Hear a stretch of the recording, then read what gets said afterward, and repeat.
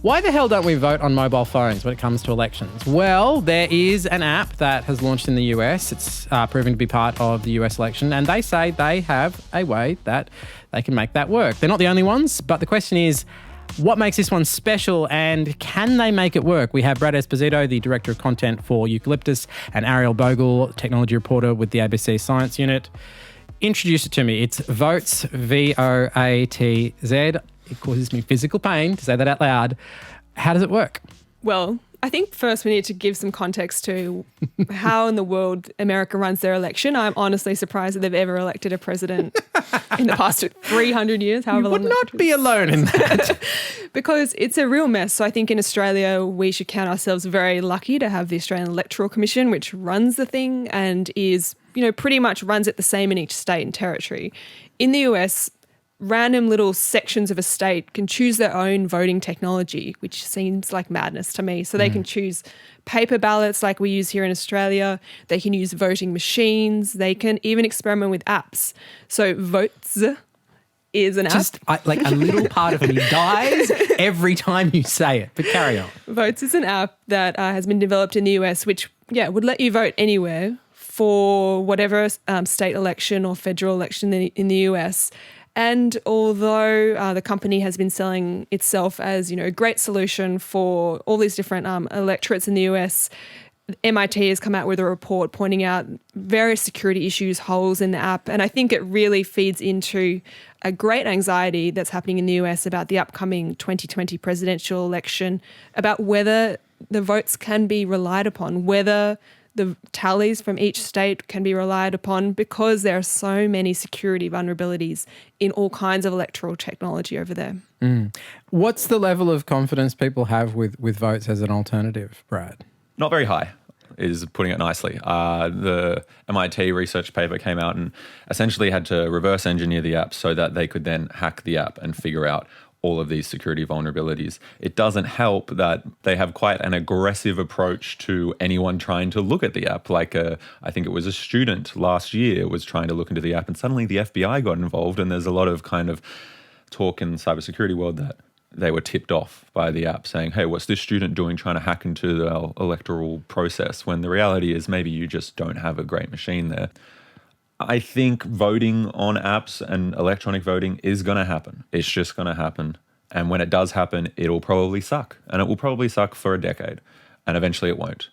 That's just the reality of the world we live in. And I feel bad for America right now because it is quite a chaotic time to be interested in any sort of politics there. And putting your faith in something that every professional is saying is not great can't feel too nice.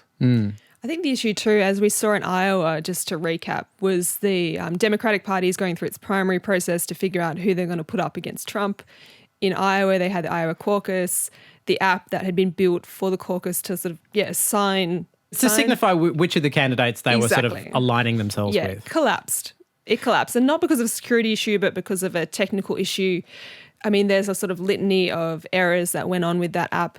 And I think one thing that a lot of people pointed out in the wake of that is you're putting quite sophisticated technology which requires a high benchmark of cybersecurity in the hands of people who have never done anything with online beyond going on Facebook and maybe like ordering stuff off Amazon. You're really putting a lot of pressure on volunteers, essentially, who run elections, just like here in Australia, to suddenly understand cybersecurity. And I think that seems like a very unfair proposition.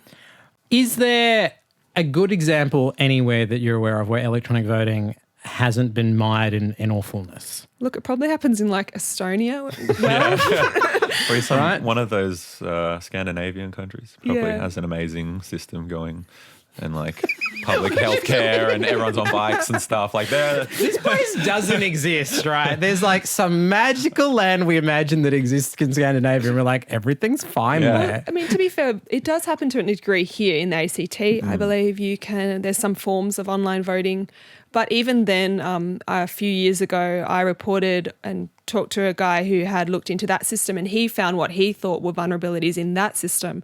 Not so much vulnerabilities in being able to change voting tallies or anything like that, but more that you could try and figure out who had placed which vote by comparing the sort of attendance list at a voting place with the online catalogue of votes.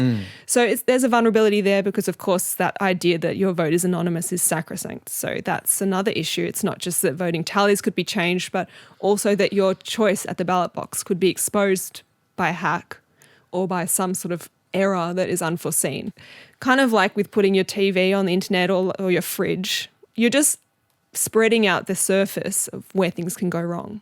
I'm glad you brought that up because I think what often happens is that tension between convenience versus security concerns. And eventually what happens with all of these things is convenience wins out because we are a lazy, tired people. Well, honestly, I think it depends what happens this year in the US, because if that place just melts down because of election technology risks that are fully realised, then surely that should serve as a warning, one would hope, to other countries. All right, there's lots more of this in the podcast. To download this show, we're also talking about a quiz app that burnt up in a spectacular fashion. You can find it wherever you podcast. See you guys.